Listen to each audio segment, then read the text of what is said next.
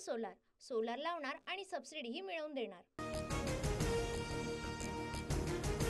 मी राजीनामा दिला नाही, मंत्री धनंजय मुंडेंची प्रतिक्रिया। भाजपा आमदार सुरेश धस यांच्यासह विरोधकांकडून मुंडेंच्या राजीनाम्याची मागणी।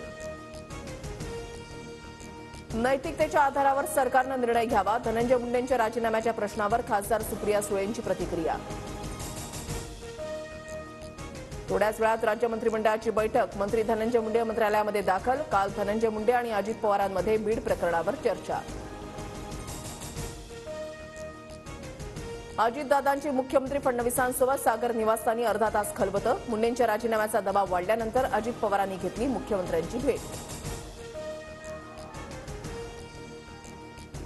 पुरावा मिळेपर्यंत धनंजय मुंडेंचा राजीनामा नाही, अजितदादांचं मत। एसआयटी आणि न्यायालयीन चौकशीपर्यंत कोणतीही कारवाई न करण्याची भूमिका, सूत्रांची माहिती। बीड प्रकरणामध्ये अजित पवारांना कोणते पुरावे हवेत? अजित पवार ऍक्सिडेंटल नेते, महाराष्ट्राचे नेते असते तर धनंजय मुंडेंना मंत्रिमंडळातून वगळलं असतं, खासदार संजय राऊतांचा निशाणा। भाजपा माफिया मित्रपक्षांना सांभाळण्याचा प्रयत्न करत आहे, त्यामुळे महाराष्ट्राचं माफियाकरण होत आहे, खासदार संजय राऊतांचा हल्लाबोल।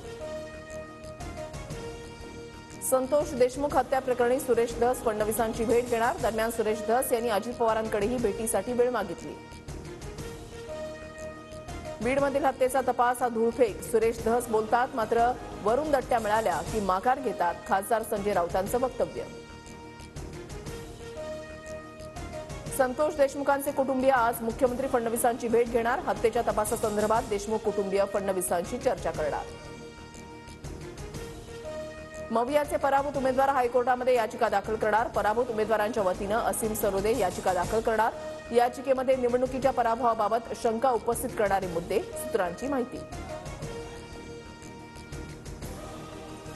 देशात एचएनपीव्ही विषाणूची लागण झालेले 6 रुग्ण आढळले। एचएनपीव्ही विषाणू भारतासह जगभरात आधीपासूनच अस्तित्वात, केंद्रीय आरोग्य मंत्रालयाकडून स्पष्ट। नागपुरात एचएनपीव्ही विषाणूचे 2 संशयित रुग्ण सापडले। 7 वर्षीय मुलगा आणि 13 वर्षीय मुलीला विषाणूची लागण झाल्याचा संशय। दोन्ही लहान मुलं उपचारानंतर बरे झाल्याची माहिती। आरोग्य विभागाच्या वरिष्ठ अधिकाऱ्यांची आज उच्चस्तरीय बैठक। एचएनपीव्ही विषाणूच्या पार्श्वभूमीवर आरोग्य विभागाची बैठक। आरोग्यमंत्री प्रकाश आंबेडकर यांनी बोलावली बैठक। सोलार सोलार लावणार आणि सबसिडीही मिळवून देणार।